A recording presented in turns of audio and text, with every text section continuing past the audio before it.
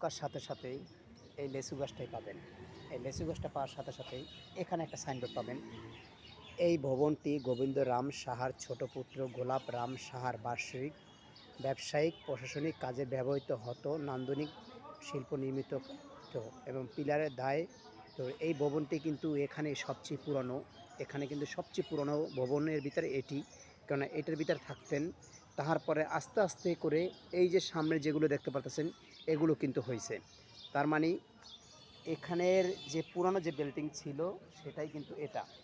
এটার ভিতরে কিন্তু আপনার ঢোকা এখন বর্তমানে কিন্তু এখানে গুঁড়ো দিয়ে দিয়ে বাউন্ডারি দিয়ে দিয়েছে, কেননা ঝুঁকিপূর্ণর কারণে সেগুলো এখন ভিতরে ঢোকা যাচ্ছে না। আগের বারও যখন আমরা আসছিলাম তখনও কিন্তু এটার ভিতরে আমরা ঢুকছিলাম, এখন কিন্তু এটার ভিতরে বর্তমানে ঢোকা যাচ্ছে না ঝুঁকিপূর্ণর কারণে। এখানে কিন্তু এখন ঝুঁকিপূর্ণ, যে কোনো সময়ে ভেঙে পড়তে পারে।